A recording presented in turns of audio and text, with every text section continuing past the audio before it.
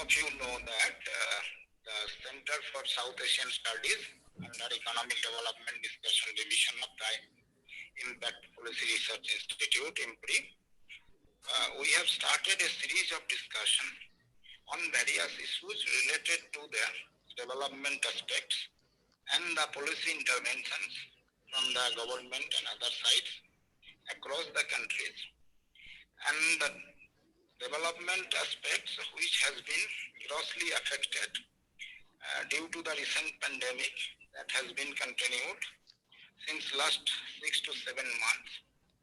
So that affected and devastated the economies, not only the production sector, but also the employment, especially the informal sectors, all of you know. International trade, which is an important aspect of the development component of any countries, and all the South Asian countries have been affecting in varied manner. Other aspects like agriculture, tourism, and so on, every sectors have been or affected due to this pandemic. So at this juncture, the policy intervention of various governments has become more important than the normal course of time to tackle the adverse impact or reduce the adverse impact of the current pandemic situations. Now, trade has been devastatingly affected. You know that India's export-import both declined, not only India, both Sri Lanka, Bangladesh, Maldives, Pakistan, and also Nepal. And much of the development of India is dependent on the export as well as import, because have been devastatingly affected. So currently what happened that trade surpluses and its contribution to the development productive activities have come down. Now in Nepal's case also, what we see that along with the normal trade, much of their development depends on the remittances where people stay abroad, and many of them had to come back or return during pandemic situations and could not join in their usual employments there. So their remittances also have come down.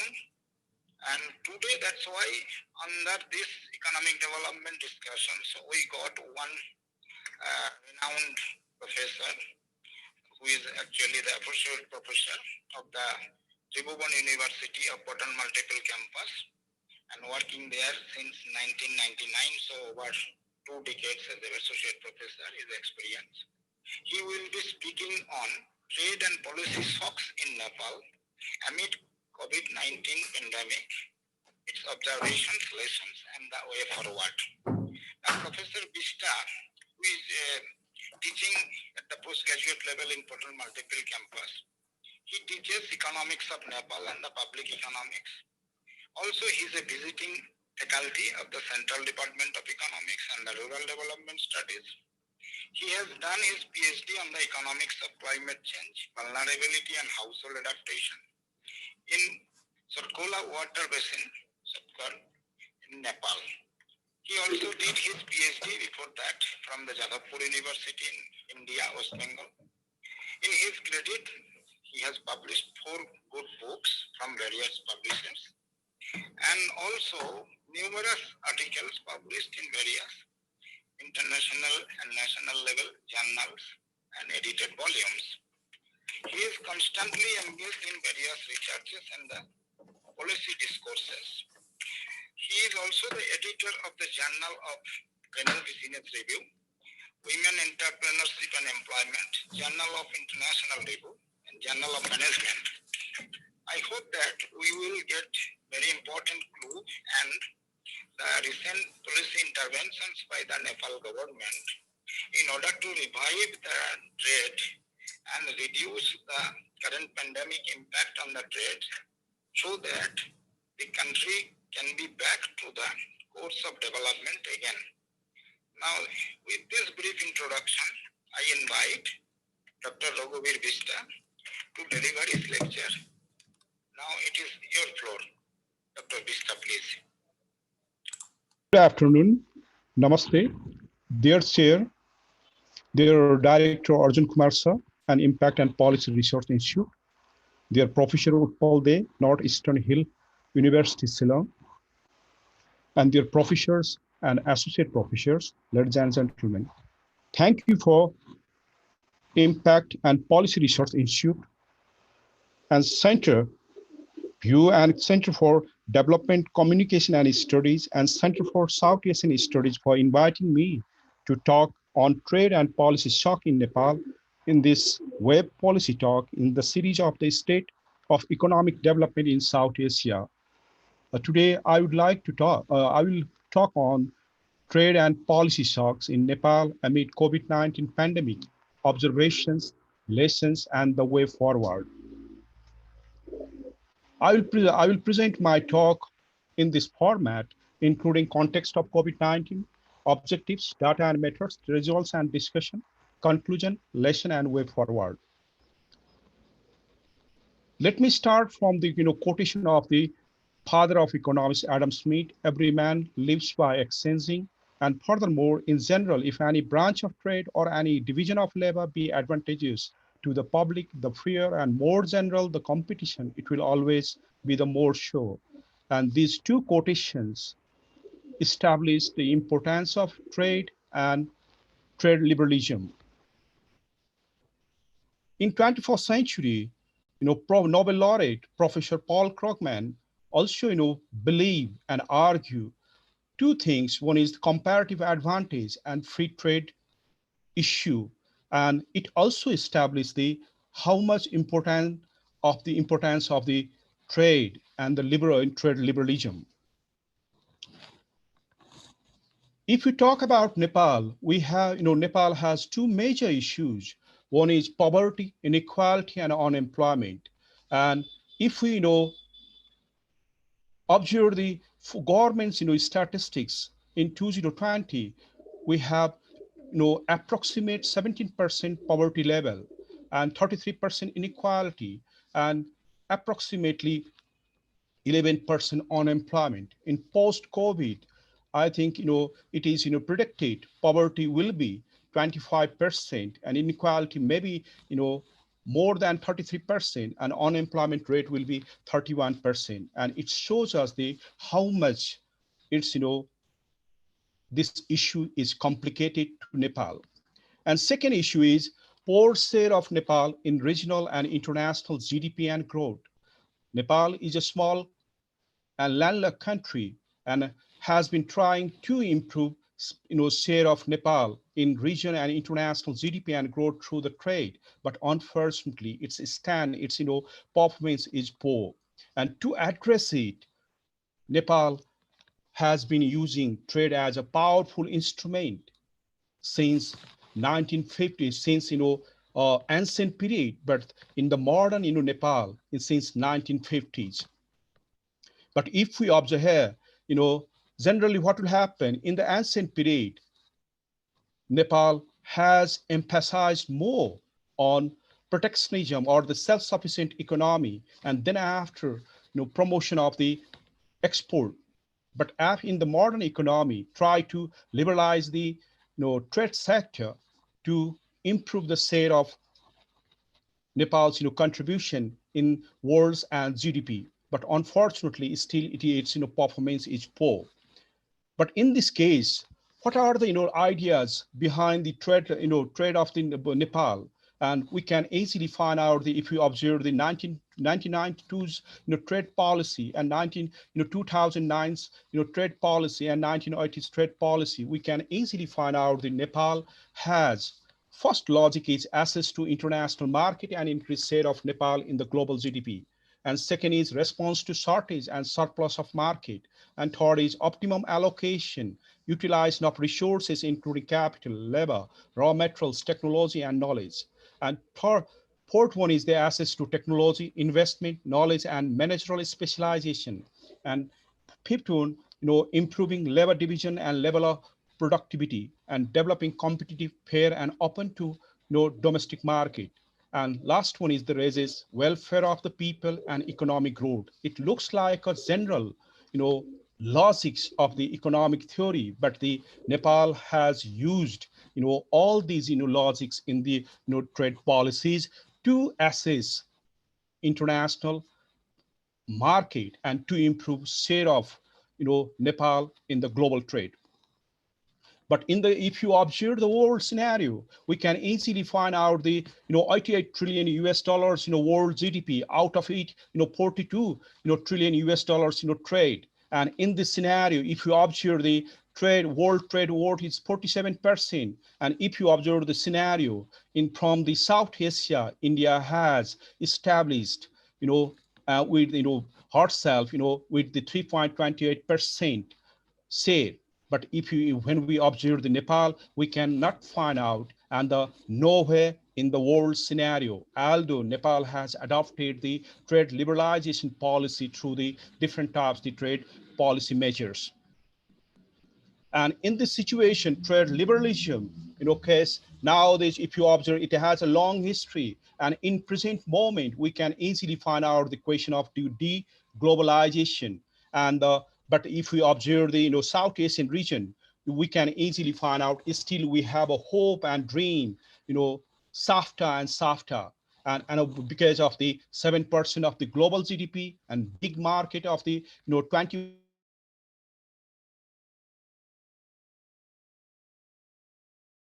we can easily find out the less than 5% trade share, trade within the SAARC region. And in this scenario, Nepal's position is also still poor. And in this context, the world has many scenarios. One is the downfalling WTO's relevancy with a big controversies and ignoring the issues of developing countries, first scenario. And emerging China with One Belt, One Road initiation to reorder the global economy by China-oriented new global institution and trade mechanism. And third one is Trump's trump card of the strong American policy towards a single US leadership. And last one is the galvanizing the street wild nationalism at national level by the government for vote politics and the public policy appearing national interest, trade liberalism, protectionism. In this way, nowadays in 2020, we are reaching in the deglobalization, or another terminology is the protectionism. And in this situation, we have two major approaches can be found into the literature. One is the inward looking trade approach, another is the outward looking trade approach. And inward looking trade approach can be said traditional approach or the classical approach led by the Professor Say. And in this situation, generally this approach advocate or the law the export orientation warrant, but the import restricted and under the measures of the protective fiscal measures with the higher tariff and non-fiscal measures with the administrative barriers. But in the case of the outward-looking trade approach, it is called the modern approach, and the founded by the Professor Adam Smith and Ricardo Rio and the Milton Friedman and Paul Krugman, and it advocates much more trade liberalism and to love the more regional and international oriented trade. And in this situation, it advocates no tariff and non-tariff barriers and national treatment and comparative advantage, open and fair competition. And if you observe the successes of the outward looking approach, we have two scenarios. One is the success, success story of the first, trade liberalization. We can find out the China, Bangladesh, Japan, and USA. If you observe the Japan and USA, depends less on, market when we observe their, trade GDP ratio and approximately 80 to 20%. But when we observe the success story scenario two, we can easily find out the Luxembourg, Hong Kong, Singapore, Malta, Vietnam, United Arab Emirates, and Maldives. They have higher rate of the trade GDP ratio and the trade surplus situation. These are the success stories behind because of the trade liberalization. In 1965, we can easily find out the world has jumped 16 times trade activities or the trade, trade volume, and then after its positive contribution on the economic growth rate in these countries. But if we talk about the Nepal, yes, Nepal has 51.8% trade GDP ratio, but unfortunately, its scenario is not a trade surplus, and its scenario is the trade deficit. But when we observe the failure case of the inward-looking approach, I have just included the one example of the Nepal. Nepal in 90. I would if we observe the 1980 scenario, Nepal adopted protectionism with high tariff. And in this situation, what will happen? Along with the quota, high subsidy, and public enterprises, production, distribution, and trade, and its cost after then, we can easily find out the inefficiency, ineffectiveness, and leakages, and promotion of informal and illegal trade in Indo-Nepal border, no export promotion as the cost of trade barriers, and then after macroeconomic instability, higher inflation, higher fiscal deficit, growing debt, negative BOP, no new investment, and in this scenario, export receipt in 1982 and 83 dropped $81.9 million from $134.4 million, and growth of import payment and the 5% current account deficit in 1982 and 83 from 1% in 1980 and 81. Budget deficit grew by 10.7% in 1982 and 83. Inflation at 13% in 1982 and 83 due to the supply shortages. And it was the cost of the inward-looking approach, and also it indicated the failure trade protectionism. And in this situation, now what is the scenario of the at present moment in the Nepalese trade? First of all, we have a two school of thought. One is the traditional school of thought. It started from the ancient period 900 BC to Rana regime, 1870s, and at that time period, Nepalese policy makers and the government advocated trade meant export trade, and export trade was a source of wealth, income for development and prosperity, like as the classical economic thought.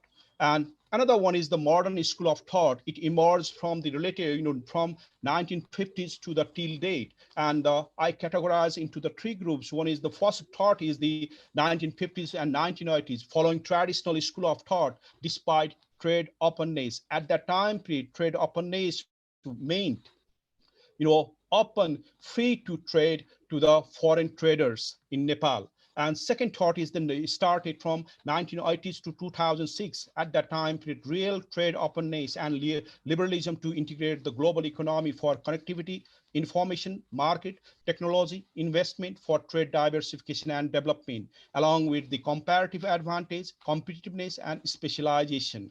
And in third, thought is the 2006 to till date, committed trade liberalism, but inconsistent instability in export promotion policy model. In the history of the trade development and evolution, we have some turning points. Before 1870s, no trade openness, and 1870s trade openness to European trader during the Prime Minister Janga Bahadur Rana. 1950s emerging democracy and the political openness boosted the trade openness in terms of product and traders. 1960s, political structuralism and foundation of modern statecraft in terms of legal framework, bureaucratic system, infrastructure, institutional development, and economic system, and it promoted full trade openness and protection. And 1990s structural adjustment first, partial trade liberalism and reducing non-tariff barriers and reducing custom tariff barriers. 1990s, enhanced structural adjustment to full trade liberalism, removing non-tariff administrative barriers and reducing custom tariff barriers. And in 1993, at the time period, SAFTA was signed and towards free trade approach. Another part is the Gujral doctrine. I.K. Gujral, initiated his, unilateral concession to the neighbor countries. Such doctrine changed the, trade regime in Nepal also. And the trade scenario, if we observe the first indicator is structure of trade, what is the direction of the trade of Nepal at present moment? By country, yes, we love, in our policy, we can find out the trade diversification by country and by product. But unfortunately, if we observe the scenario in the structure of foreign trade, we have a trade relationship with the 119 countries, and out of now 119 countries, we have 20 major trade relationship with 20 countries, and we can categorize into the three groups. One is the trade with India, trade with China, and trade with other countries. But in this slide, we can find out the trade two groups. One is the trade with India and trade with other countries, because China's share is insignificant in this situation. If we observe the foreign trade, we can easily find 65% our trade with India. Indo-Nepal trade share 65% in Nepal in total trade of Nepal, and the only 35% share of the other countries. In this situation, yes, we talk trade diversification, but reality, we are depending much more on the Indian market and Indian products and the Indian goods and services at present moment. But if you observe the trade structure of trade by flow, we can easily find out we import 94% and we export 6% only. And in this situation, 88% trade deficit can be found, or the gap we can be found out of the 1992 billion rupees trade volume. And in this situation, export and import is greater than export situation. Yes, we love trade surplus, but unfortunately, we have rare cases in the with the 119 countries. But the most countries have our trade relations, the trade with the most countries are the import is greater than export, means a trade deficit situation. That is the not interested, or the not policy formulated. It is not direct policy directional or in real trade scenario. But when we observe the case of India, we can easily find out we have trade surplus situation except the 1995 to 96. But nowadays we have a trade deficit after 2006 scenario.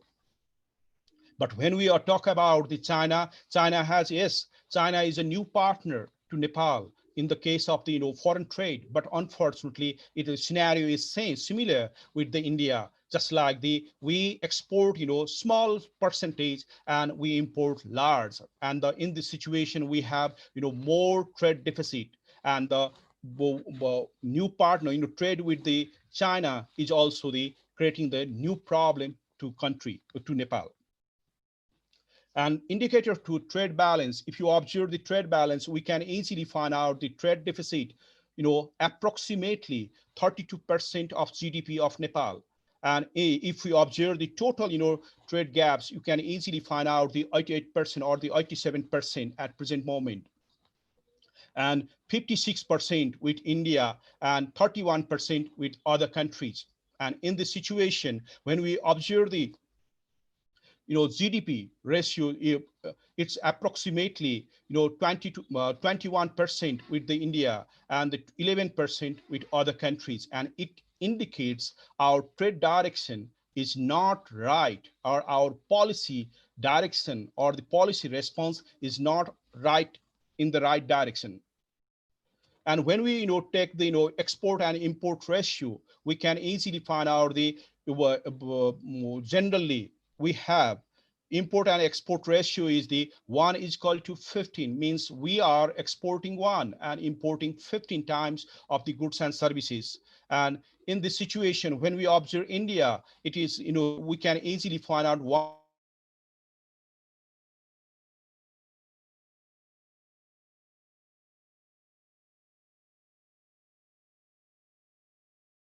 export and import ratio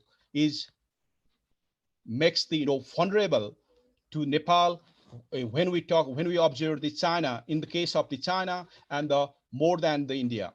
And but generally what will happen, if we want to get the more benefit, to the our economic growth for trade liberalism, our ideal case is 1 is equal to 1. It makes trade balance, positive trade balance scenario, and then possibly it gives us the trade surplus situation. But unfortunately, what will happen? Our reality is not good. Means we have to import more than export, and it shows the lack of the our productivity, lack of the our uh, production capacity, lack of the our infrastructure, lack of the other different types of the uh, components of the our economy. And in this situation, China has also the similar scenario, 1 is equal to 44. Although, if we observe the Nepal, India, and China, both countries are the big and giant markets, which are lubricating or the attractive to the Nepal. But unfortunately, if we observe the scenario, India and the China has, more, export and import ratio to Nepal. And when we observe the major export and import items, you can easily find out we import the more petroleum, transport, and of finished products, and the electrical goods and services, raw materials, and agriculture goods and services. And in this situation, our policymaker or the government of Nepal argue 80% imported goods and services are raw material or the capital goods and services, and it makes just satisfying or the to us. But when we observe the export items, we can easily find out almost all handicrafts related goods and services, and then after agriculture goods and services which have low value.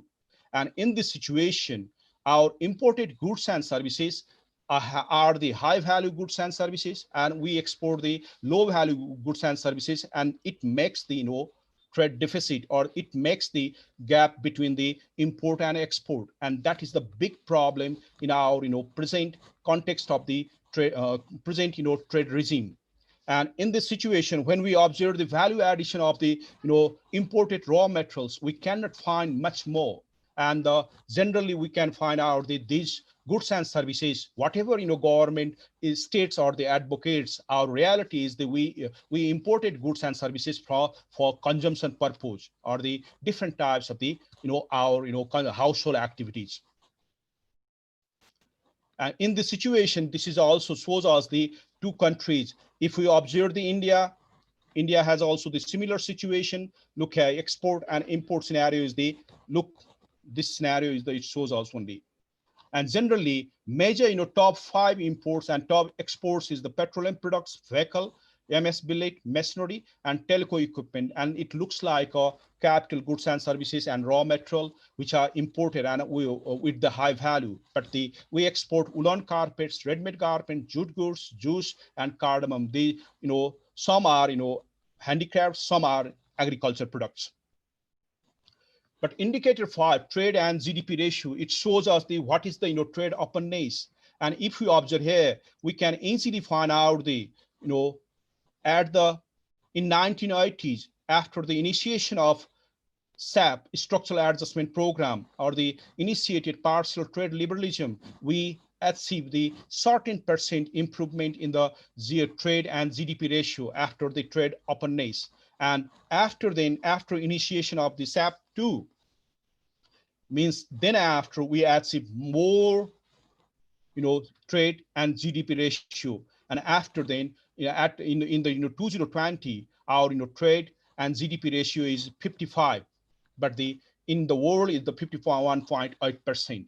If you observe the world average, generally what will happen, 28.5% must be, or the average is export to GDP ratio, import to GDP 27.7%, and trade and GDP ratio. But when we come in the Nepal, above shows us the trade surplus situation. But in the case of the Nepal and compare with the world average, we can easily find out export and GDP ratio is the 9.8%, and import and GDP ratio 42%, trade and GDP 51.8%. Yes, our share of the trade to GDP ratio is increasing, but due to the increasing import and GDP ratio, and that leads to the trade deficit situation, that is the minus 32.2% trade deficit to GDP ratio. And in this situation, when we calculate the trade multiplier, it is only 1.42, and it means what will happen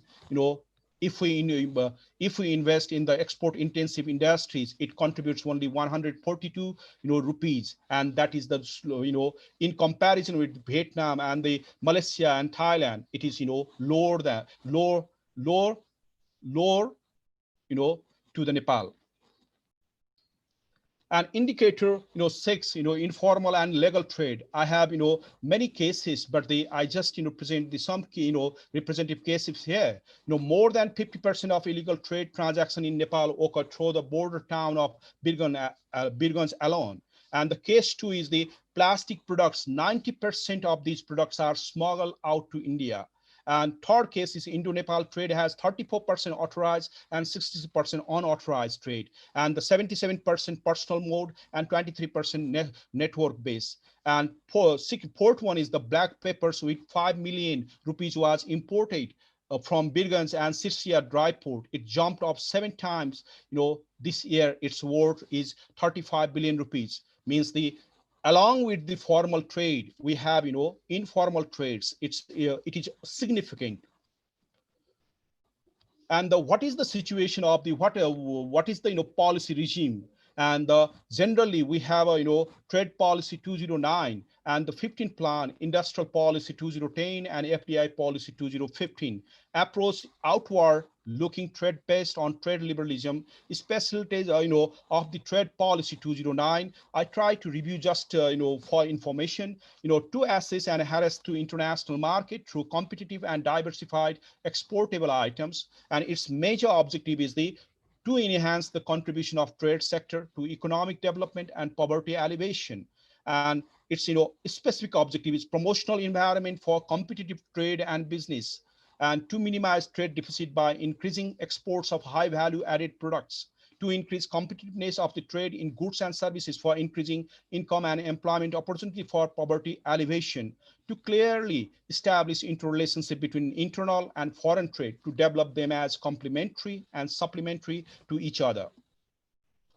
And besides it, I just mentioned 3 others. Transaction cost through procedural simplification and institutional strength reducing, and market expansion through utilization of opportunity available under bilateral, regional, and multilateral trade promotion, and linking export-oriented industries with domestic markets, export of goods and services produced for domestic consumption by expanding their production.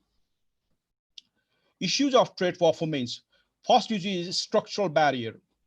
It is assumed that open border between the India and Nepal complements to trade liberalization its trade multiplier benefit to both countries, Nepal and India. But unfortunately, in reality, this structural benefit assumption is an invisible, visible driver of the informal, illegal cross-border trade. In the different studies, its volume and values are substantial. And the illegal cross-border trade has promoted security threat, not to Nepal, but also to India. Its negative consequences is a huge fiscal leakage and loss of formal cross-border trade to both countries. Another negative consequence is a distortion to Indo-Nepal border markets and city markets, along with ineffective trade liberalization initiation of Nepal and India, and also SAFTA and SAFTA. This is the first issue. Second issue is the landlocked position of Nepal. Since landlocked position that is not changeable is a guilty factor to Nepal to reach out multilateralism, global trade as mentioned in the WTO through trade liberalism, to explore new market and accelerate the growth of exportable items. Nepal depends unilaterally to India for free trade and transit as the international right of landlocked country. Nepal has bad experiences of the Indian trade transit in the following years in 1980s, 1990s, and 2015. Surprisingly and interestingly, the people has love, trust, and link, but the government level has not similar situation. Although both are member of the BIMSTEC, SAARC, and WTO, Indian aid is one of the main aid to Nepal. Like as the Gujarat Doctrine, India has not shown unilaterally friendly initiation to the neighbor country, Nepal, for respecting her national interests for wider impact at bilateral and regional level. And issue 3 is the connectivity and higher transaction cost. If we talk about Nepal-China trade, there is a poor connectivity issue with physical barriers and closed border. But in the case of the Indo-Nepal border, Indo-Nepal trade, weak connectivity issue without physical barriers and with open border and higher transaction cost to Nepal, but Indo-Nepal trade's transaction cost is lower than China-Nepal, and trade time is mostly more than 10 days. Issue group two, aggressive trade policies. If we observe the two, giant countries, India and China, we can easily find out these countries adopted the outward and inward trade policy of India to neighbor countries.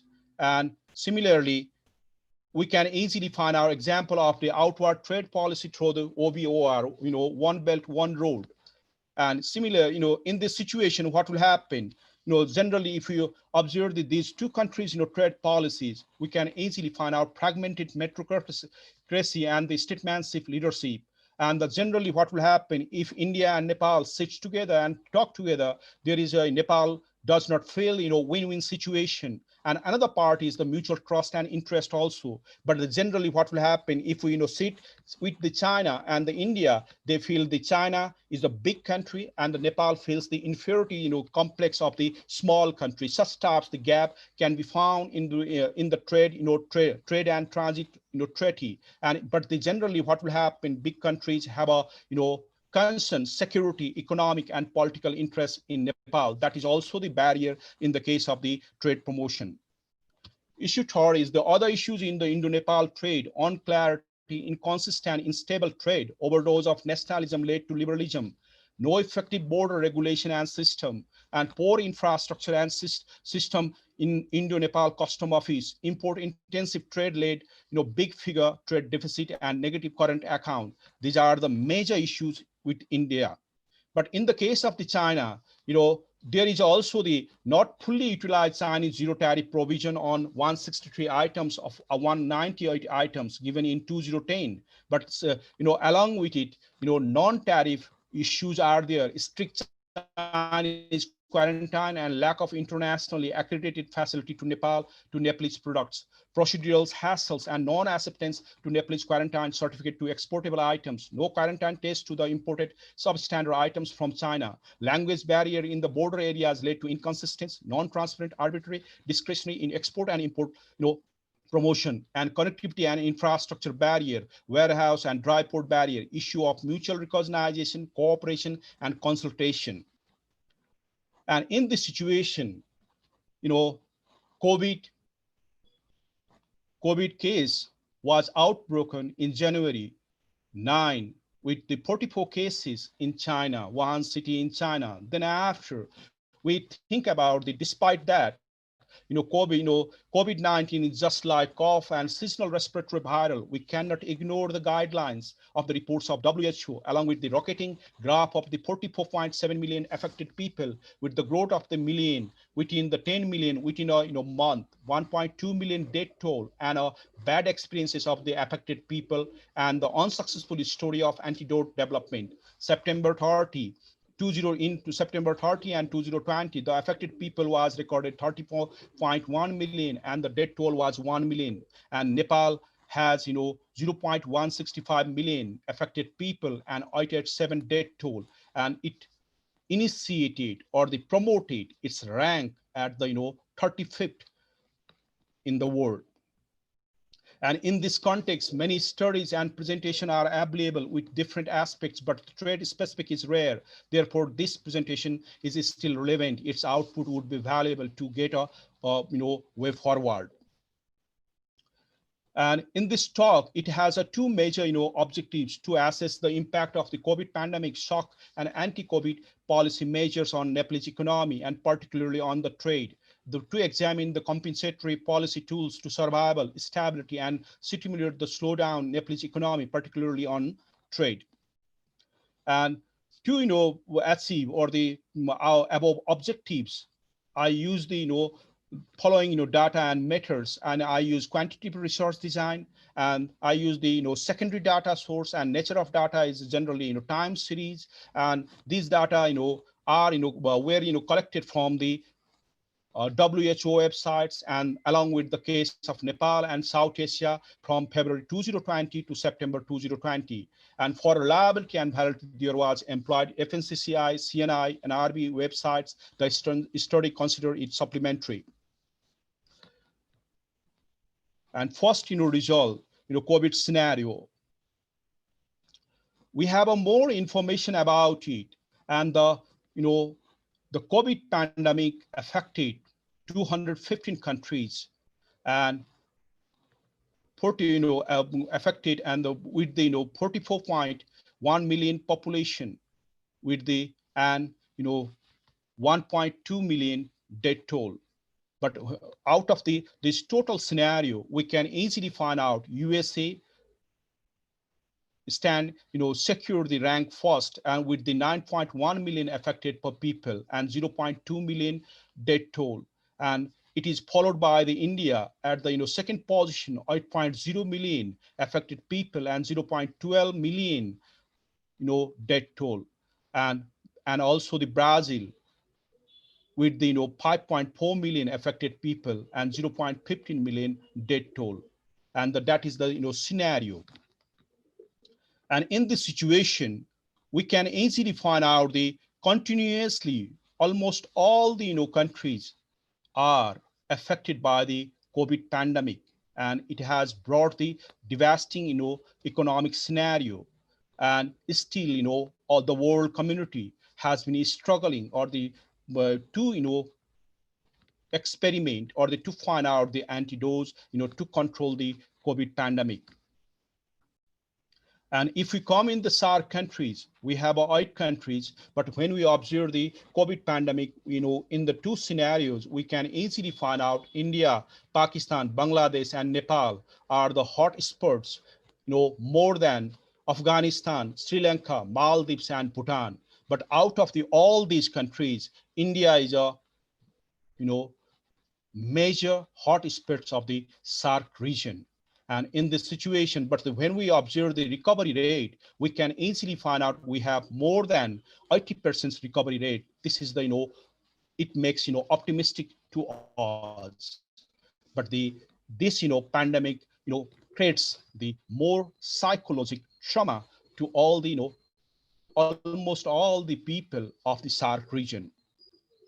But when we come in the COVID scenario in the Nepal, we can easily find out at present moment, we have, Nepal has 0.165, million population affected and 887 people, dead toll. But when we observe the scenario, lockdown, there are the, 2 lockdowns, imposed by the government.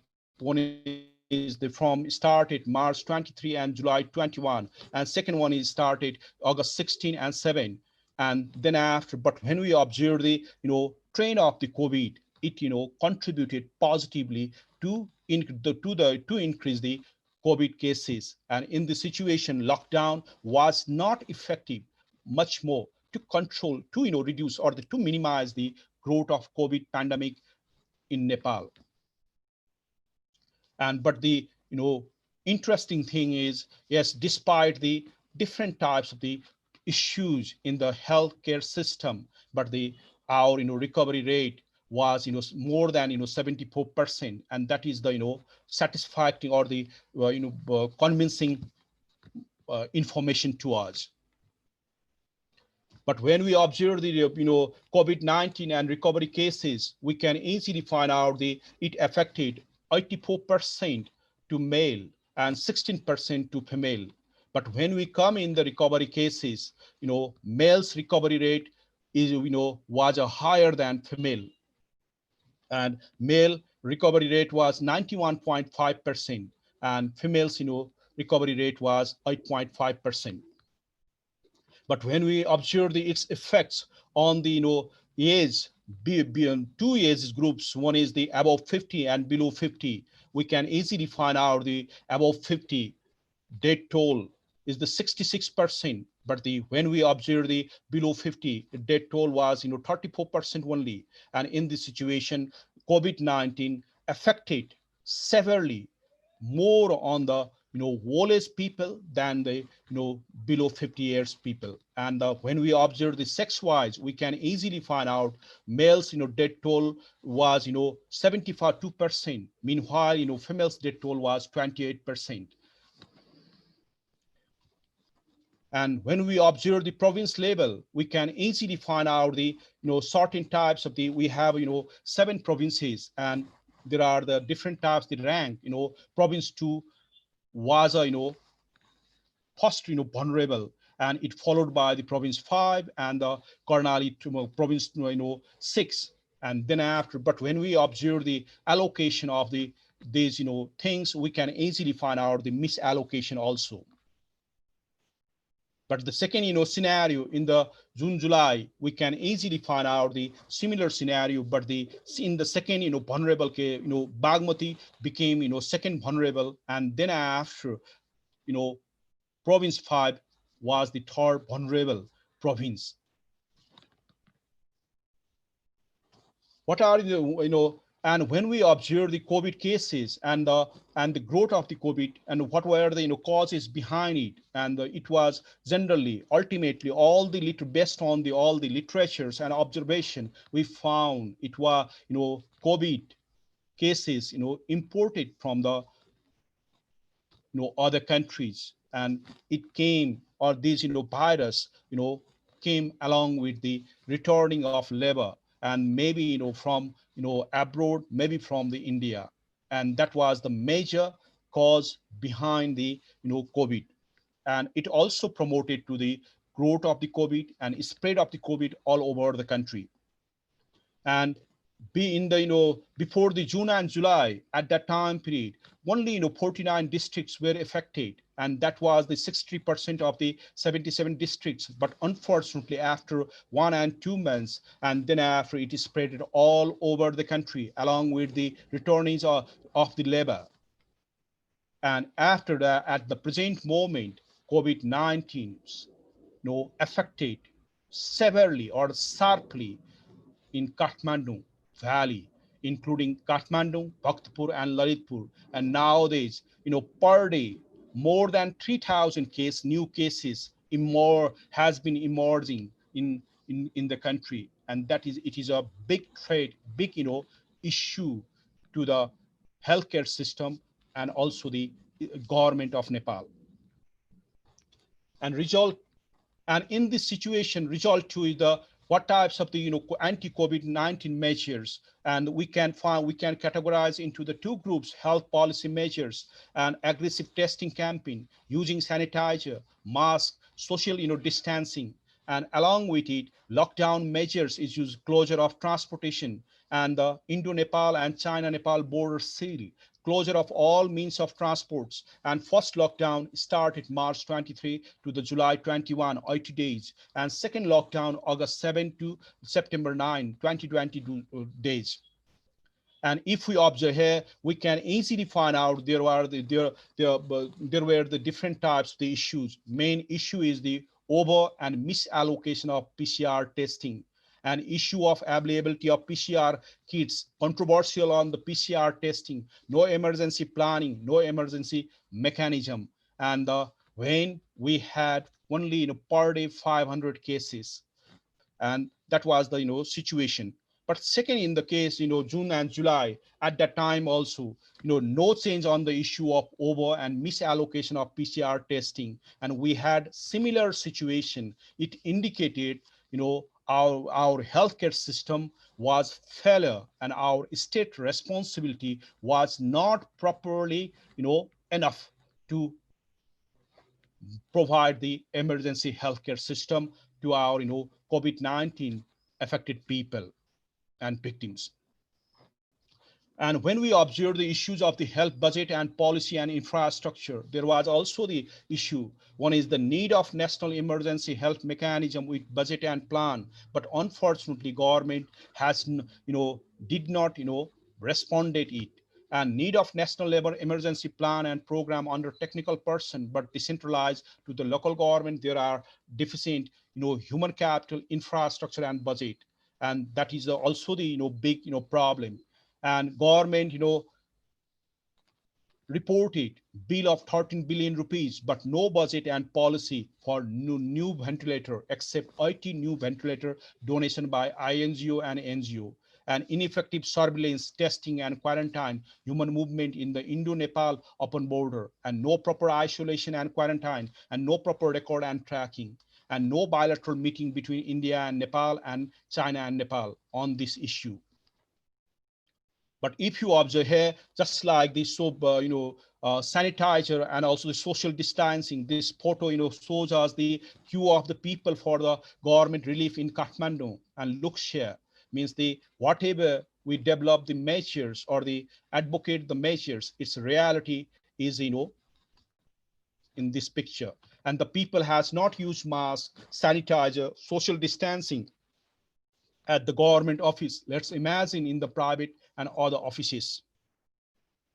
And the pics, queue of the farmers to the fertilizer in sub-3 districts, and the queue of the citizen to pay tax in transportation office and Kathmandu. Example of no social distancing in local transport and national trading, which are the government offices. Let's think about the general perspective and behavior on the threat of COVID and effectiveness of our government's regulation, maybe a strong cause of the COVID growth. And issue in the Indo-Nepal and China-Nepal border seal. Easy seal to naturally close China and Nepal, but the border by closing 6 point, difficult seal to the naturally open and emotionally attached Indo-Nepal border in the absence of no man's lands by closing 9 points, and border markets and people of the Nepal depending aggressively on Indian market. That was the realism in the case of the, during the COVID. And closure of the all means of the transport, close of the transport, land transport and air transport between Nepal and India and Nepal and China, but human mobility is found informal. That was the big issue at that time period. And findings one, COVID-19 is being our regional issue. India is a hotspot followed by Nepal, and COVID-19 is imported in Nepal from foreign employment. Its effect is more on above 50 years as that below 50 years. Non-technical decision and holistic approach instead of need-based technical, specific and emergency approach. Poor and ineffective execution of anti-COVID measures. Result are negative consequences of the closure of transportation and communication. If we observe the cost, first of all, sectors, output loss. All economies have output loss per day, loss, 10 billion Nepali rupees. And that was the, negative consequences of the lockdown or the closure of transportation. And generally, if we observe the sector-wise, agriculture, fisher, mines, industry, electricity, gas, construction, wholesale, hotel, transport, financial sector, real estate, public, education, health, social sector, social work, all sectors were not free from its negative consequences. But if you observe this report, published by the government, and so it makes, slowdown, it indicates, if you observe the pre-2019, sector performance and 2020 sector performance after COVID-19, we can easily find out except the agriculture, all sectors were affected by the closure of transportation and communication. First of all, first effect, felt on, directly on transportation. And second effects, hotels and restaurants and trade. Third effect, felt on industry and agriculture. Fourth, government. And fifth is income, employment and output. And the sixth one is the revenue, GDP growth rate. And that was the situation. If you observe the trade, it's, slow down with the minus 7.16. And after then, it's, negative implication, felt or the spread it to the other sector. And it's supplemented by this close down of our in Nepal, just like the approximately 700 shops closed down in Kathmandu, Thamel in Kathmandu, 2 hotels closed down in Biratnagar, and no new demand for loan in the financial sector. And it indicates or provided the strong evidence of the slowdown or the economic recession of the country. And what will happen on the macroeconomic indicators or the trade balance, current account, and balance of payment? If you observe Nepal, if you before the COVID-19, Nepal was suffering from the huge trade deficit, approximately 1100 billion rupees, Nepalese rupees, and also the we had the large 1 to 17 export and import ratio. And with in the case of China, 1 is equal to 44 export and import ratio. And in this situation, what will happen after the lockdown? It control or it reduce the import trade and also the export trade. And in this situation, it's significant effect can be found on trade deficit and import, export and import ratio.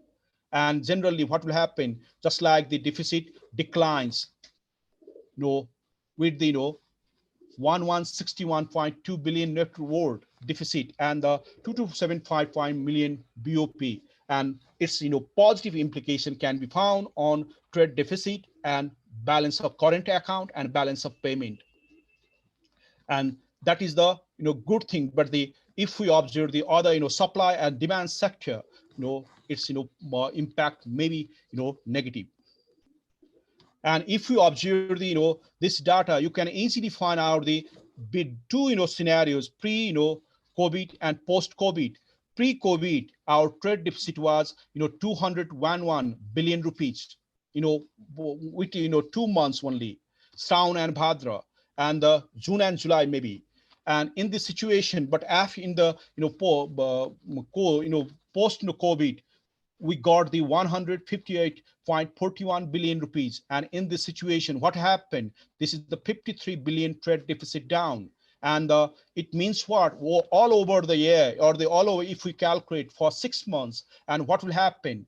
We get the 153 billion rupees, trade deficit, declining. And it means 50% down in export and import ratio.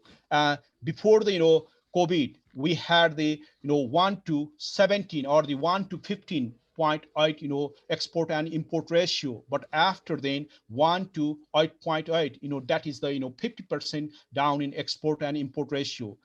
And in the case of the export lockdown or the that COVID has made the positive impact, and that is the good thing.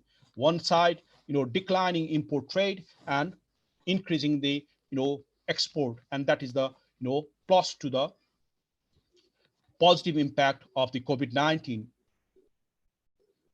But what will happen?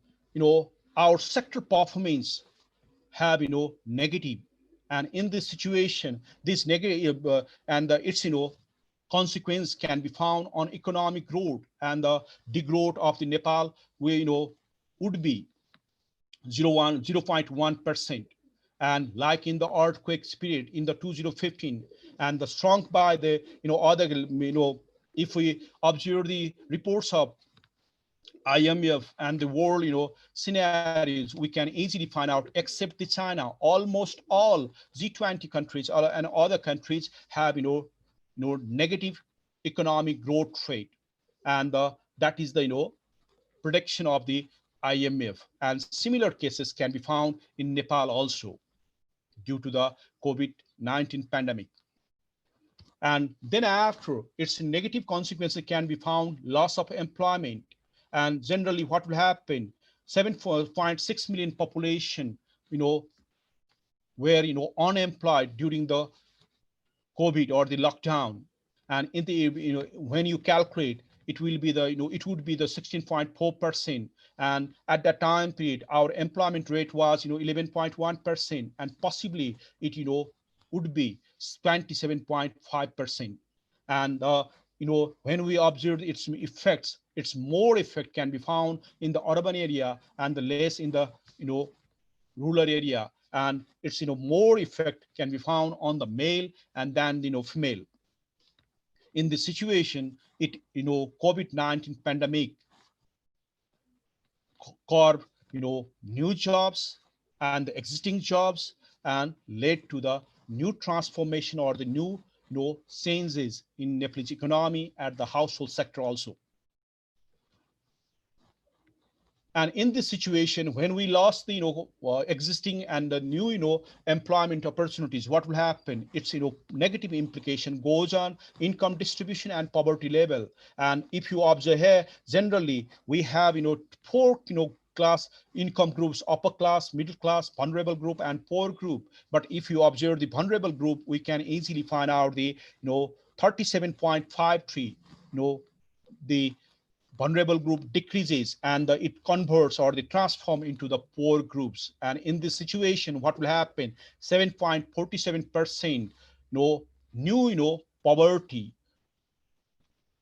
will be in our poverty level. And in this situation, due to the degrowth of the labor income and remittance income also, poverty level will be 31%, and it will be the massive poverty and hunger and vulnerability, and it will be the big challenge in the post COVID-19 into the Nepal. And some few humanitarian crisis, and due to the hunger, it leads the suicide cases, and suicide cases increase in Nepal, and its cost, we cannot calculate its cost, please remember.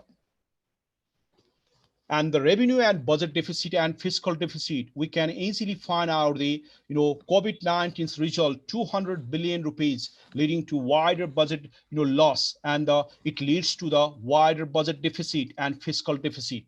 And if we believe on the Ministry of Finance 2020, during the lockdown of COVID, government spend the 40 billion rupees per month, but the earn 15 billion rupees only. And in this situation, it's severely negative implication on revenue collection, and the negative and budget deficit and fiscal deficit. And in this situation, it may lead to the debt to find out the additional debt, and may fall on the debt trap.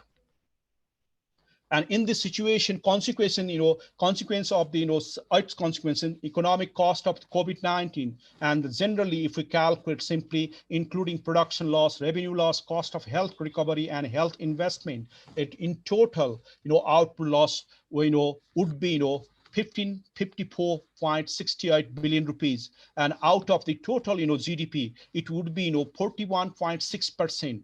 And it is not a joke, it is not a simple, and it is the sufficient evidence for negative economic growth rate.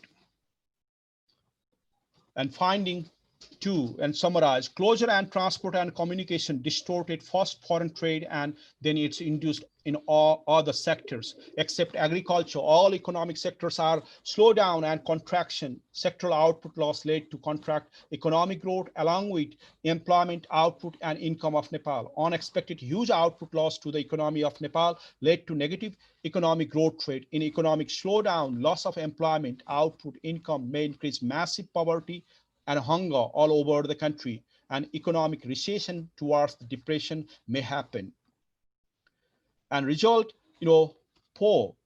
And effects of the COVID-19 and closure of transportation in economic cost of economy.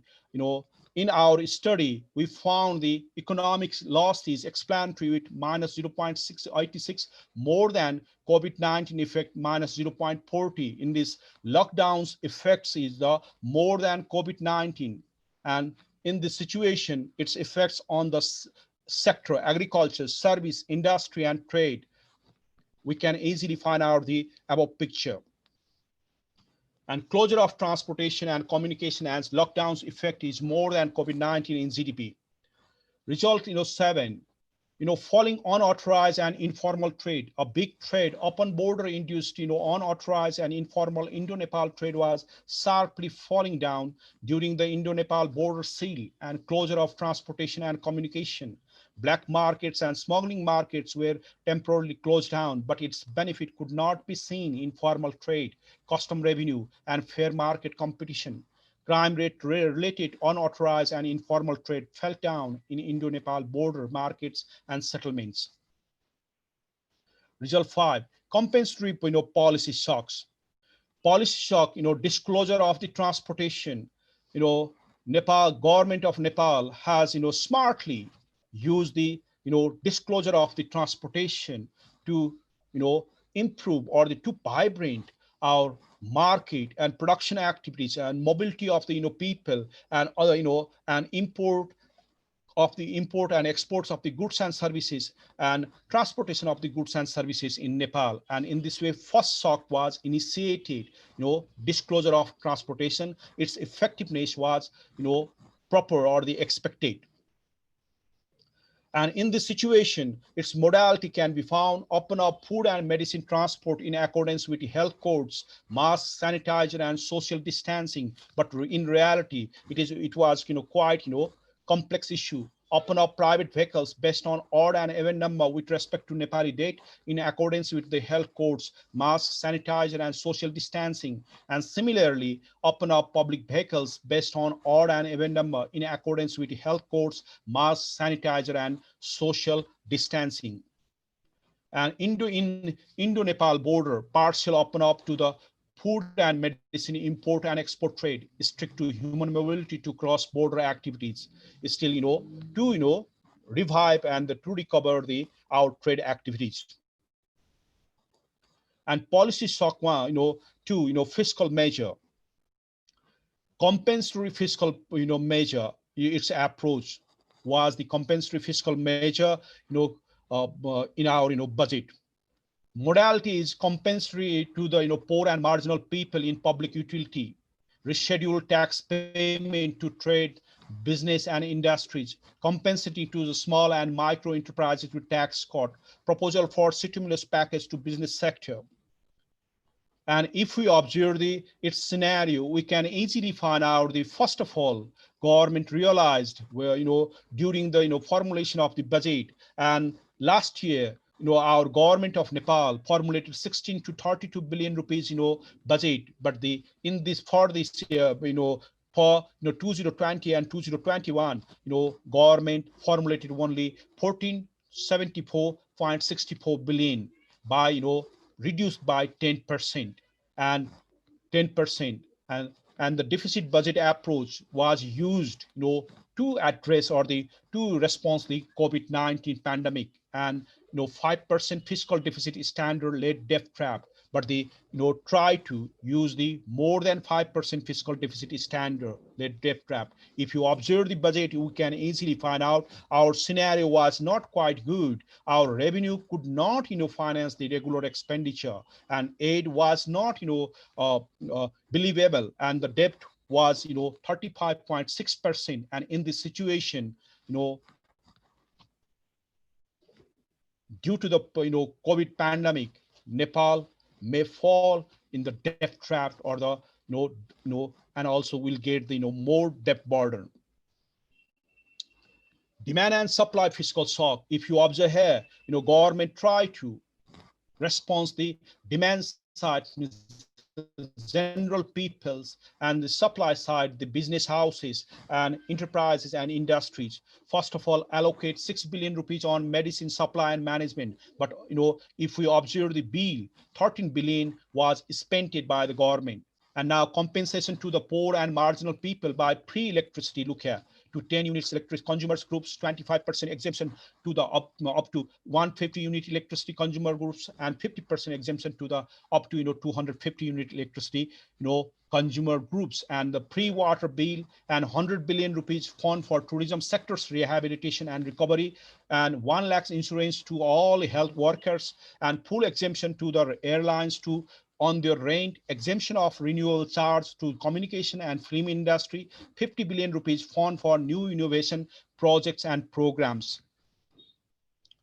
And tax exemption to comparative advantageable exportable export items, expanding into integrated customs office in all custom points, development and operation of dry ports in Indo-Nepal and China-Nepal border, review Indo-Nepal and Nepal-China trade and transit treaty.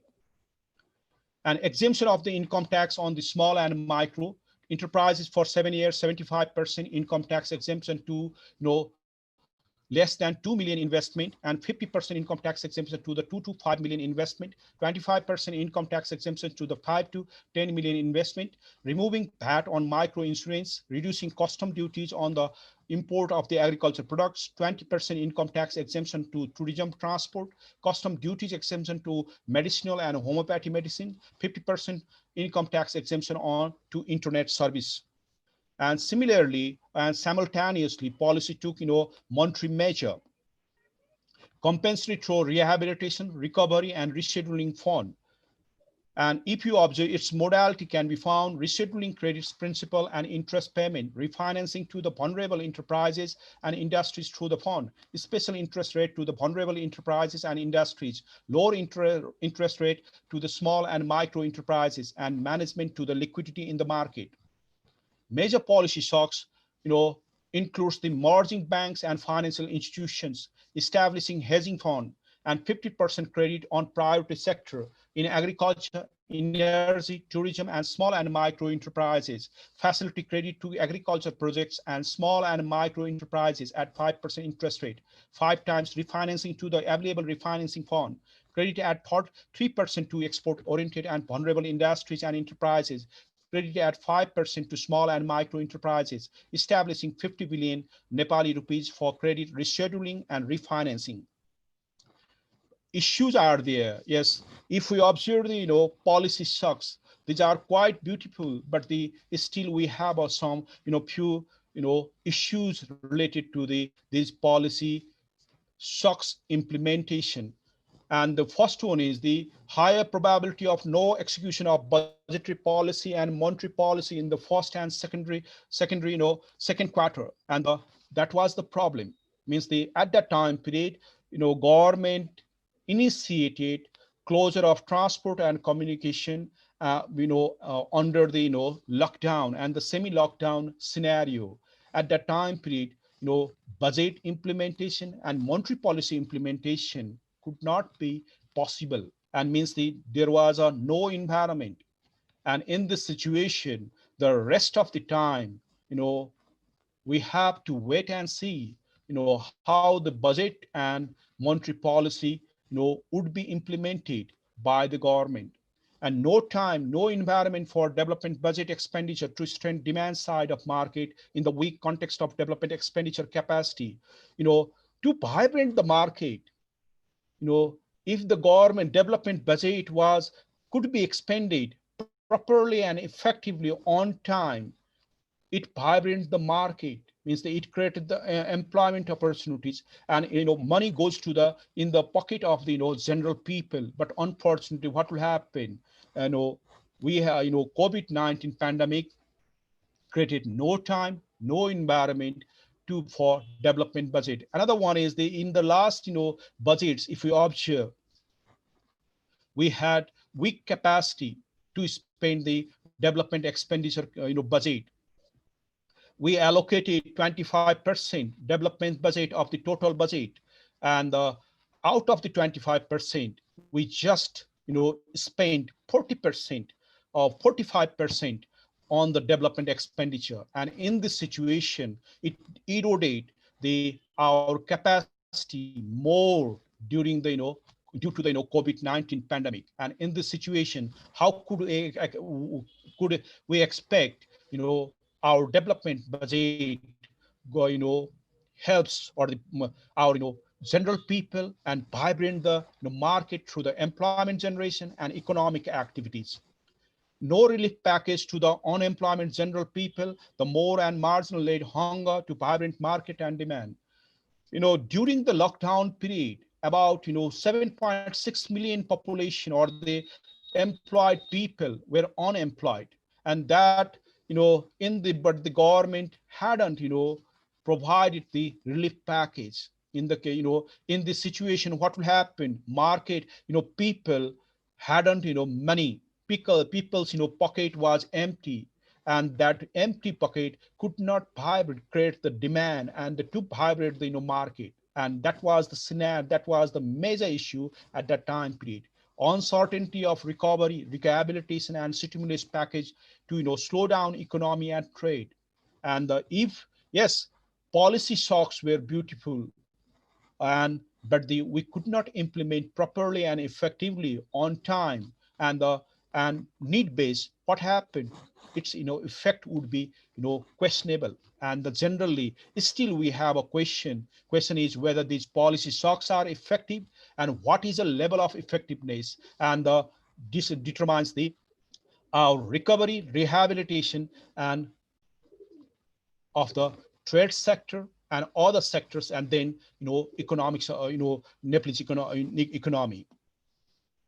And in this way, above the findings and the observation, findings, I conclude here, COVID-19 pandemic is a big threat to the human civilization and development in 21st century, affecting 44.8 million population, killing 1.2 million people of 215 countries of the world, where its extreme intense falls on the USA and G20 countries, and on India in South Asia, Brazil in South America. Its economic consequence is loss of the 3.4% economic growth rate, worse stock market crash, loss of 400 million full-time job, and US dollar 3.5 million trillion GDP loss.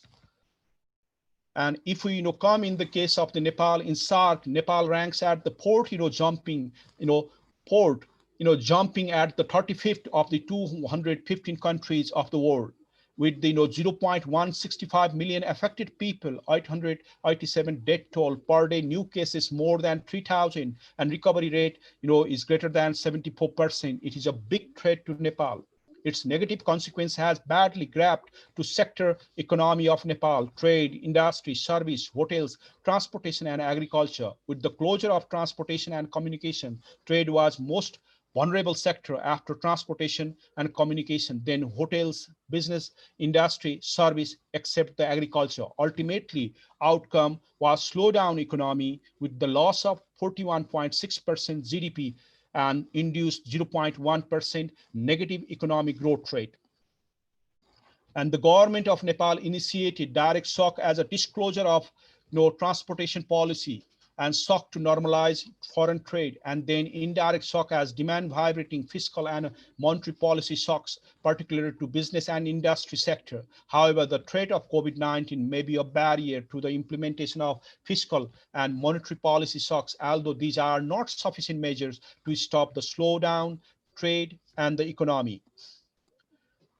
And on the basis of the issues, I just mention the three recommendation. One is the government of Nepal should be active, accountable, transparent, sensitive, and responsible to build and mobilize emergency healthcare system plan and program to minimize the vulnerable of the COVID-19 pandemic through testing, tracking, tracing, and care.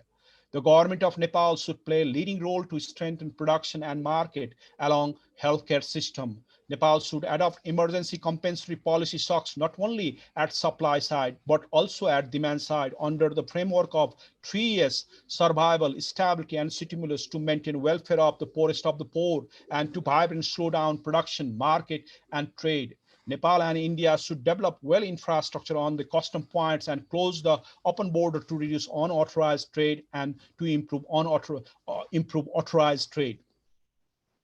And from this case, we have some lesson learned and way forward. COVID-19 pandemic and its negative consequences would be a good lesson to us for the way forward. Natural and unnatural disaster suddenly happens with the risk, loss, and vulnerability in the world. Its power is generally bigger than our physical and mental infrastructure. The role of the state should be proactive and innovative to be resilience and preparation to save life, socio-economic, and politics of the country. Individual country cannot do much more in the resource constraint. Therefore, we need collectivism as alternative for regional cooperation. It makes relevant to SAARC not only at present but also at future because of the climate change and other threats. Its negative consequences on economic could be avoided if the state leads and mobilizes the economic institution and state machinery properly and effectively for formalizing emergency compensatory policy shocks as the built with the economic system based on big data systems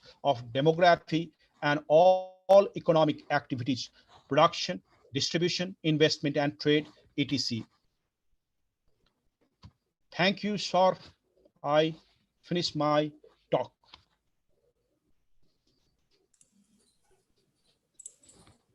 Thank you. Thank you so much.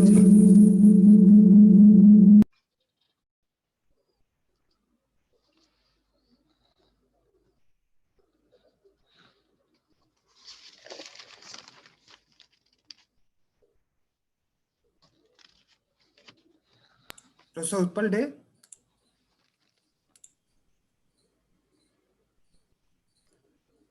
No. Yes, your voice is not coming. Yes, anyhow, thank you so much, Professor Bista, for giving this very comprehensive and nuanced understanding of all what is happening in Nepal, and so many points, such a very elaborate, and I learned a lot about what is, and many trade policies sir has also mentioned, and really also highlighted many cases of COVID also, regression and many things also. But the last time data, the updated data sir has, is around 4 million cases in India. Today we surpassed 8 million. Yes, so the numbers are, yes, really increasing. I'll just check again with Professor Utpal De. Professor De, sir, your voice is not coming. You can check your mic, your video is coming, yes, your voice is not coming. Mm-mm.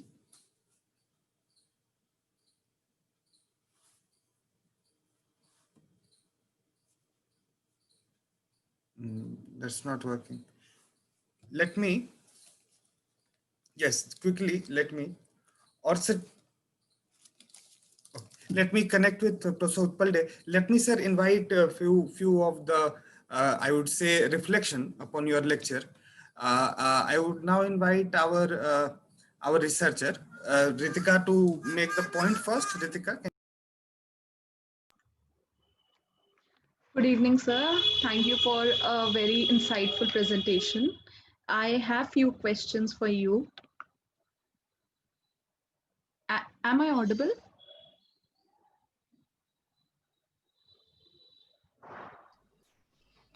Yeah. Oh. So I have few questions for you. As you mentioned in your PPT that in current times the capital investment is increasing. So in Nepal it is increasing. So my question is this capital investment is funded by international players, and if there is a focus on developing green infrastructure in this capital investment? My second question to you is government of Nepal is adopting protectionist policy in trade with other countries? If yes, how this is affecting the informal trade, affecting the people in informal trade of the country, particularly with India? And in this context, how Nepal see USA as its trade partner, and how the trade composition has been affected due to coronavirus pandemic? yes, we have Professor De also. Professor De, why don't you go on? Can you hear me? Yes, sir, we can hear you. Okay. So it is a very illuminating lecture by the Professor Raghubir Bista.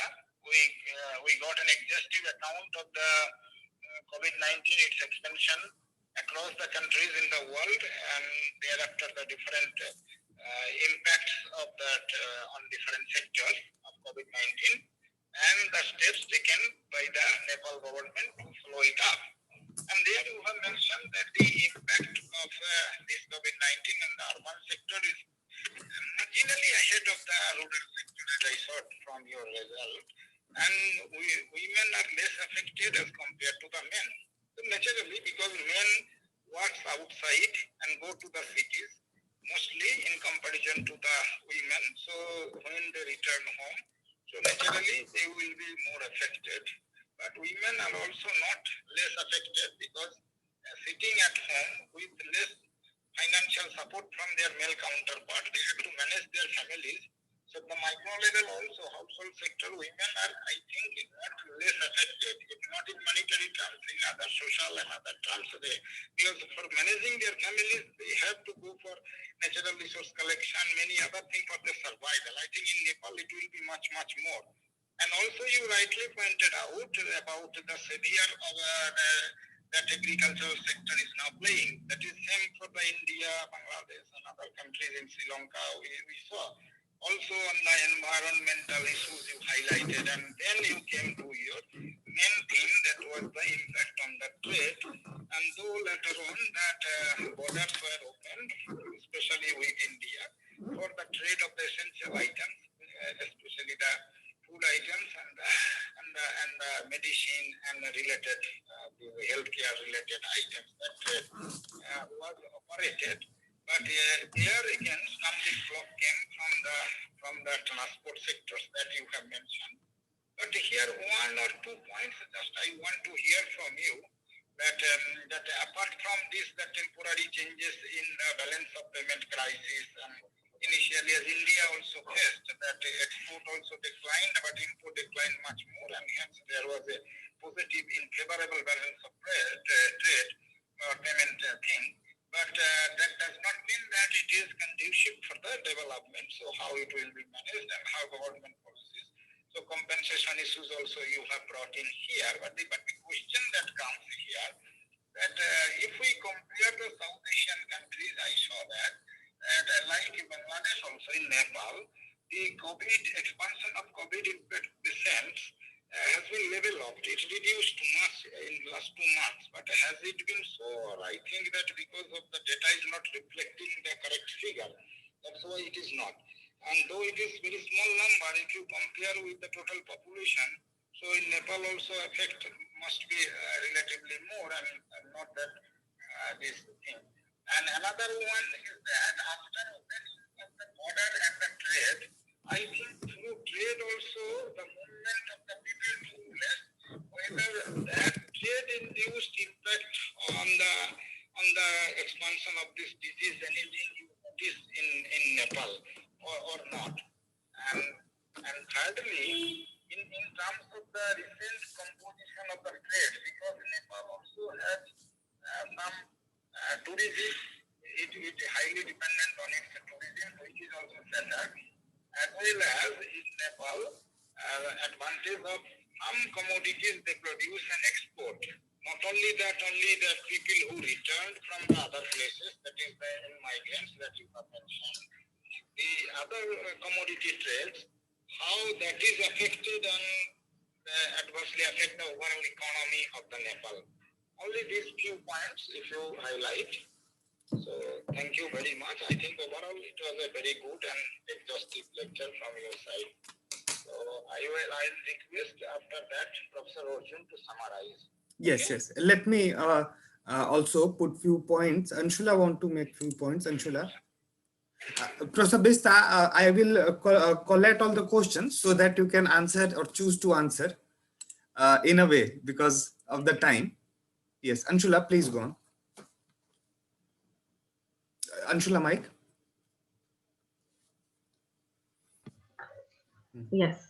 So thank you, Dr. Bista, for such an insightful presentation. I have two questions. One is, was there a perceptible inflation due to the lockdown and due to halting of trade activities? And secondly, the fiscal pressure sort of that has now developed, how will it be funded to get out of this pandemic-induced crisis? And a second part to that would be, what can Nepal and neighboring states in India, such as UP, Bihar, West Bengal, what can they do together as a region to get out of this pandemic and this economic catastrophe? Also keeping in mind aspects of nutrition, poverty, livelihoods, mental health, and responding to the crisis in a gender responsive way. Thank you, Anshula. Professor Bista, I would now just like to ask few just concerns raising to you. So you have really highlighted and started from that the Nepal was also looking from the point of view of Atmanirbhar, right, self-reliant. From there, I think all the countries of South Asia have really started, and you have touched upon so many trade policies that earlier in the last century we were very protectionist, or I would say not really open to the world, which has changed now. and really trade is the recession in 2008, and then afterward now deglobalization, many things are coming, all our countries are affected. And in this manner, I really wanted to ask that, sir, how do you see Indian states, the neighboring states with Nepal? What can a regional policy be? Because trade really becomes the regional issue there, especially for our terrain and natural resources. And how that can be strengthened, so that you really highlighted also in your concluding remarks that that coordination has to be done. So what all sectors or what all are the policy or sectoral dimensions you see or foresee is important, where coordination is really important for the regional point of view? Another thing I really wanted to ask you, sir, how do you see OBOR for one belt, one road thing, especially with China? And where is Nepal looking at it in terms of trade, or having a trade route, uh, BRI, RCEP, many things? And what is the feeling toward RCEP, and how it that is looking toward it? And really, sir, have really highlighted the transportation, hospitality, and other sectors which the trade has shocked. I was really really disturbed looking at your presentation that the decline can be 40% for Nepal. That will be huge.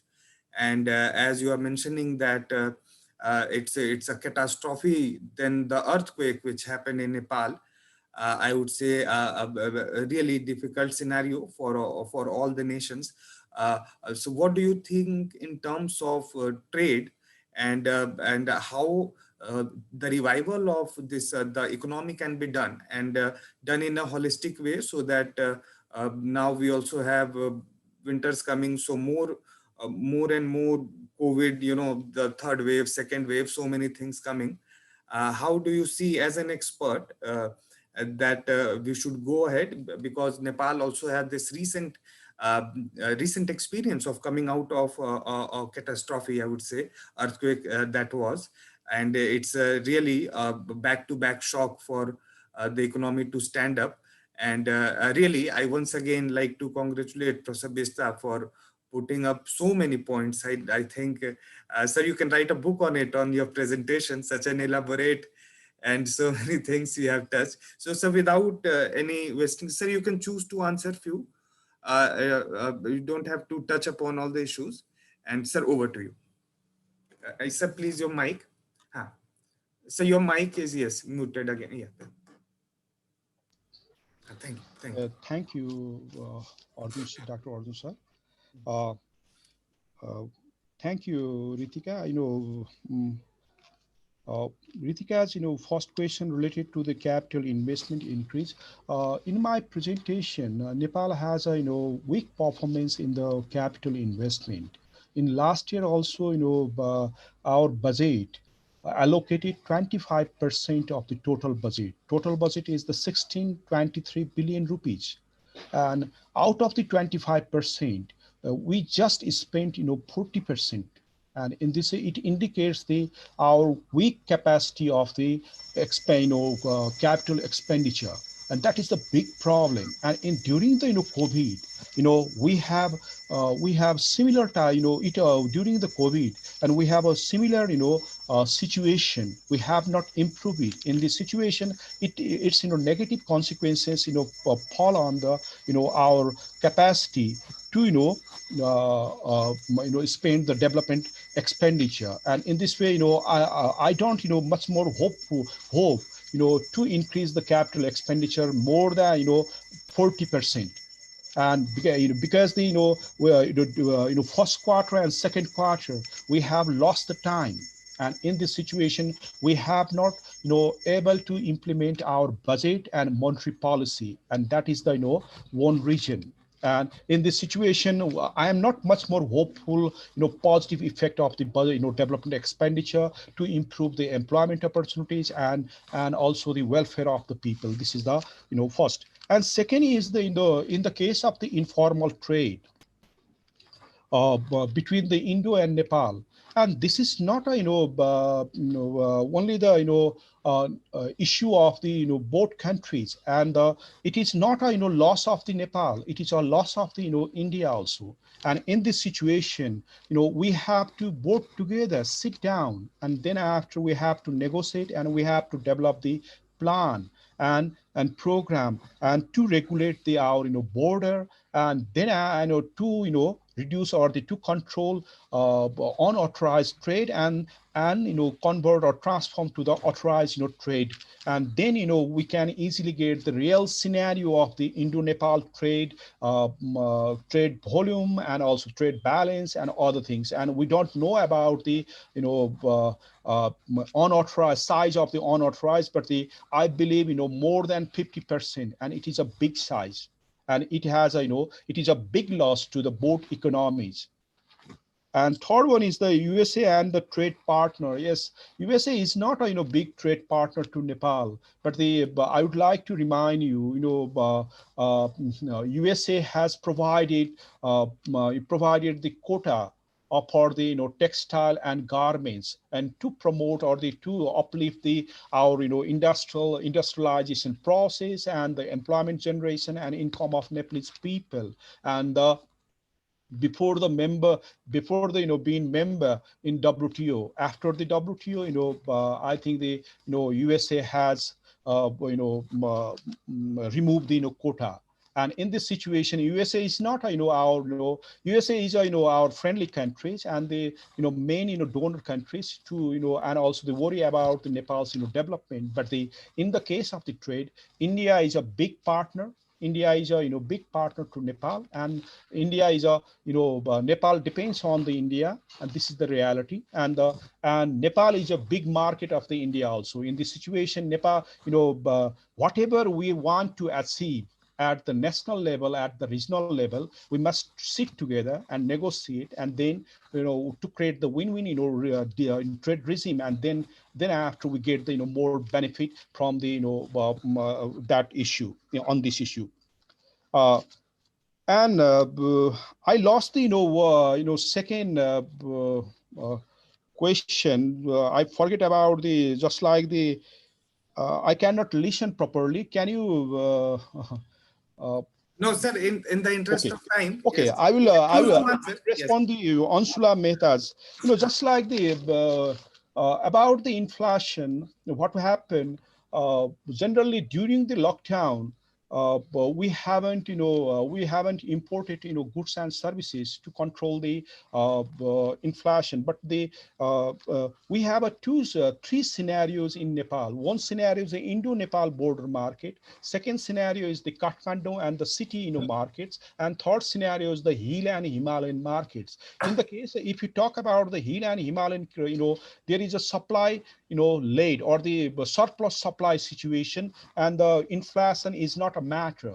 But when we talk about the Indo-Nepal border, I found, I observe there is an inflation or the black markets and the smuggling also. But when we come in the Kathmandu Valley, yes, there is a certain types of the inflation. But during the COVID-19, if we have a deflation situation, the price may be down. But unfortunately, what will happen in the COVID-19 or the closure of the transportation and communication broke down our supply chain of the goods and services between the rural and urban areas, and between the two districts, between the two production and the market market, and in that caused the inflation in the market. In the case of the some goods and services, in particularly vegetables. But when we talk about the non-agriculture goods and services, it was deflationary, decreasing price level. And second is the yes, of course, we had when I presented the budget scenario, we had in the budget we keep the 35.8% debt to finance our expenditure. And in this situation, our budget, our revenue could not cannot finance the regular expenditure, one. And second is, it means totally, if you want to finance development expenditure as well as finance management, you have to depend on the internal as well as external debt. And in this situation, we have a big debt pressure in our economy or the in our budget. And in this situation, what will happen to outcome the to response the our COVID? If you observe the, I think the Indian peoples are also interested or they love to listen the Nepal's news and information, and you can easily find out the our government is just like a vocal.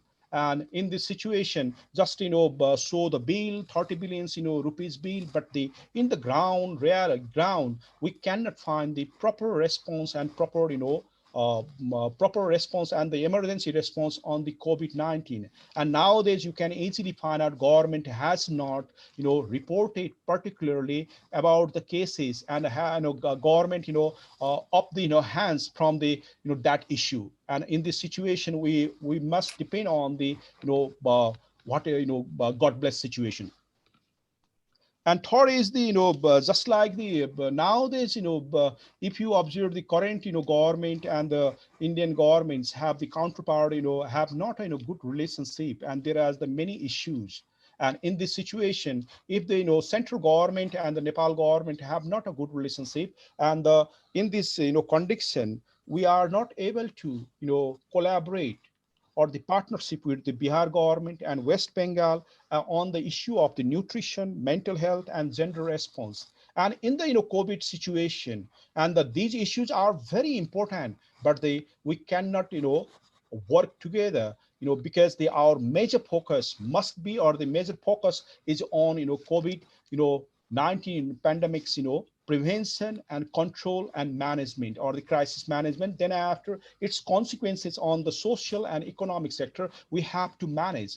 And in this situation, we can yes, we need the collectivism, but at present moment, due to the our silence diplomacy is a problem between the two countries, and its negative implications said can be found into case to in the collaboration with the Bihar and West Bengal.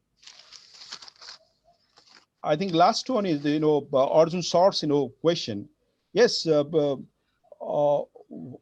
if you observe the generally, I would first of all I would like to respond to the OBR. India also know about it. China, America know and also knows about it, and Nepal also knows about it. China is a trader in look at, and China has adopted the export intensive economic growth model, and the outward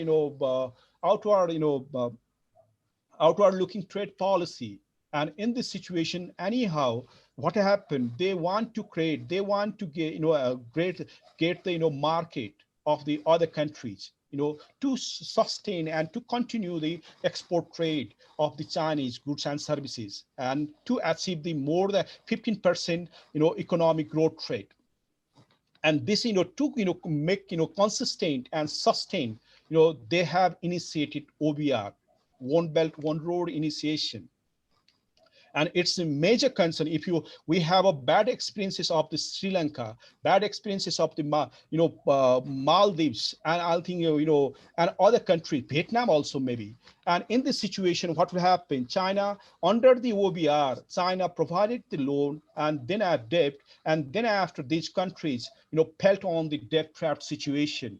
And in this situation, generally what will happen, developing countries are interested to get the, genuine or the good friendly, cooperation, and to improve the economic activities for, higher, economic growth rate. But unfortunately, China, initiated OBR for, Chinese, own interest, and just like they provide the debt, and the and also get the market. That is the scenario. In this situation, it does not much more benefit to the other countries and who are interested to participate in OBR. And when we talk about the Nepal, yes, Nepal is interested, for the Nepal has a problems of the connectivity, and also the Nepal sees the potential Chinese people save the 40% money and the large size of the population moved from the China and to visit the different countries. And in this situation,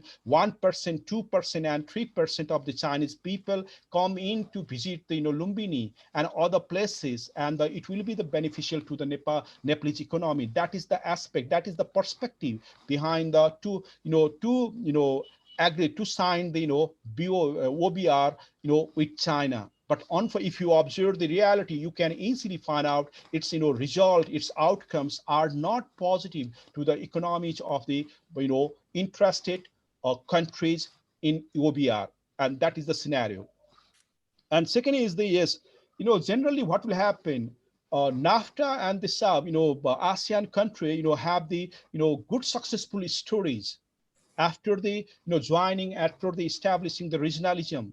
And in this situation, what will happen? If you talk about the Vietnam, if you talk about the Thailand and other ASEAN countries, they have improved the 16 times more trade volume and the 6 times more economic growth rate from the trade liberalism or the export growth.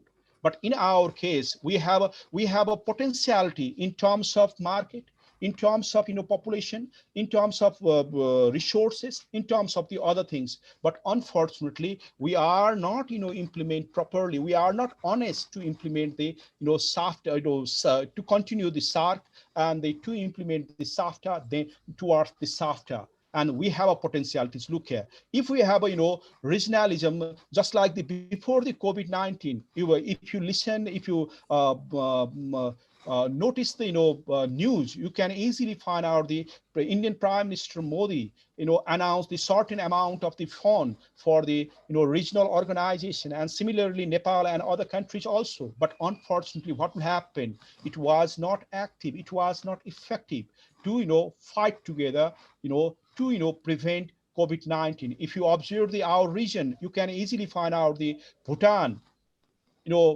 has a small cases, and Sri Lanka has control situation, and similarly Afghanistan and Maldives also. But if we observe the Bangladesh, Pakistan, India and Nepal, we have not a similar situation.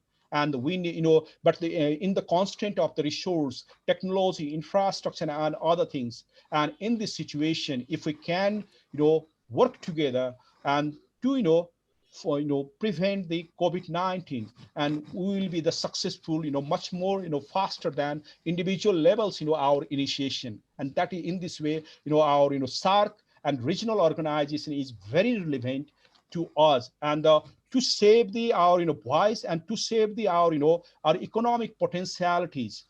We need the regionalism, otherwise and for this purpose Gujarat doctrine must be used by the Prime Minister Modi and other, because the India is a big country. India is a central point of our South Asian countries, or means the other South Asian member countries are the satellite countries. And in this situation, India is only can play major or the leading role to do it, and unilaterally. And otherwise our regionalism concept will not be implemented or the effective properly and as expected.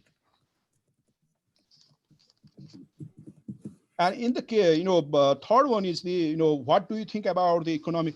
Yes, in this situation, generally what will happen, if you observe the Nepal scenario, what will happen? The government of Nepal know about the COVID-19, but the government of Nepal does not know about the, its in-depth intensity of the COVID-19 and its effect. And if you observe the policy shocks, you can easily find out you can just like in the case of the fiscal, tax cut is used, but in the monetary policy, yes, try to initiate certain fund, but in the case of the demand side, to the general people or the poorest of the poor people or the marginal people, our government has not a program, has not a relief, special relief package program.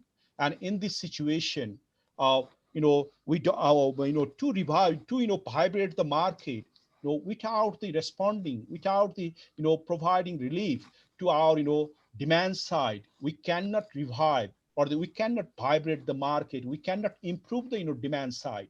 And without the demand sides growth, demand sides vibration, we cannot revive our economy. Yes, naturally, similarly, the disclosure of the communication and transport have little bit improved the mobility and vibration, but it takes time.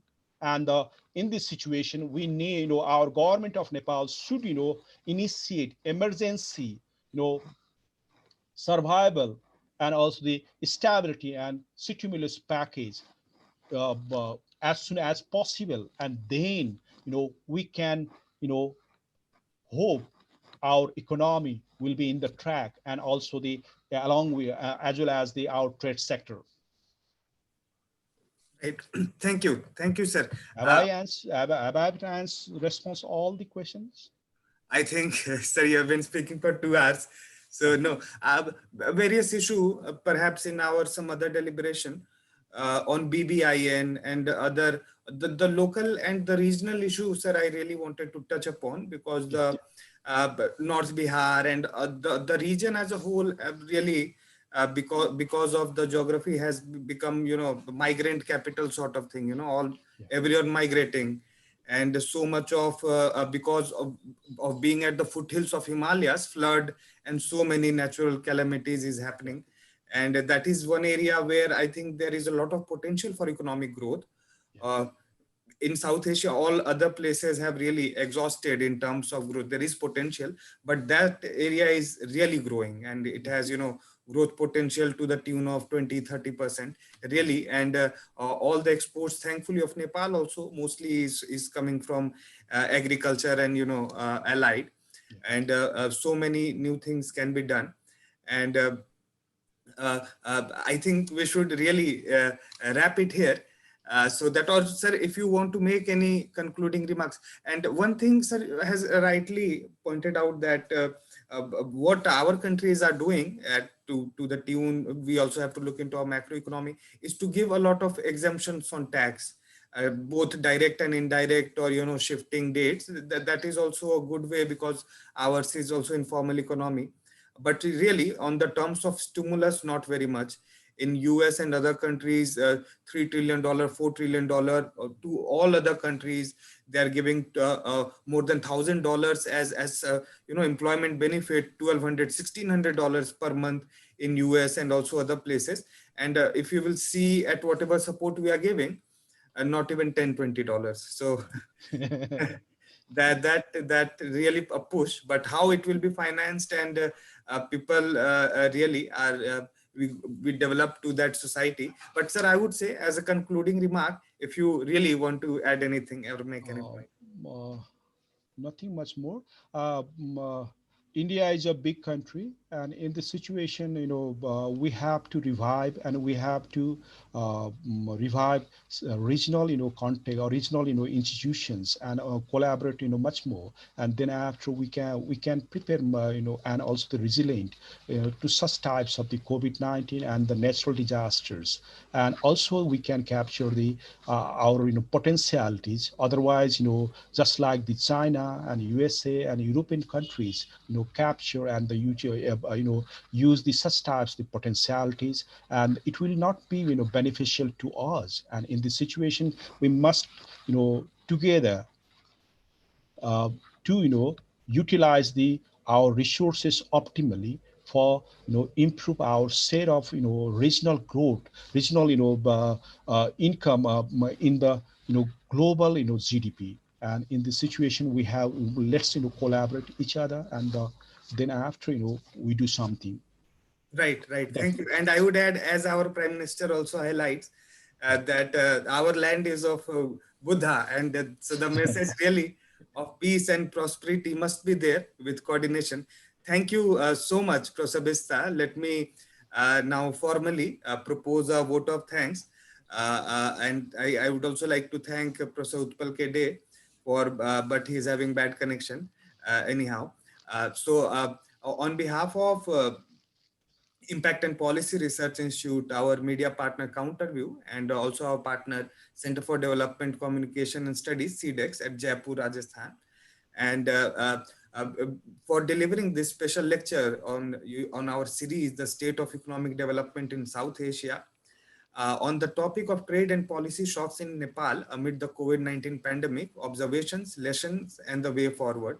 On this very auspicious day, sir has really covered a lot of things and highlighted so many, in a very detailed nuances, so many things in a trade lecture. I think only a Nepalese research scholar can do, because also a landlocked country, so very distinct, and also a hilly country. So many distinct things have come. I would really like to thank Professor Raghubir Bista for taking out time and giving such a fantastic and preparing and giving such a fantastic presentation. I think all the research scholars and other practitioners can learn a lot from this presentation. And thank you once again. Have a good evening. Thank you, Professor Bista, once again. Yes, I will share the deliberation soon with you. Yes, over WhatsApp. Thank you. Thank you.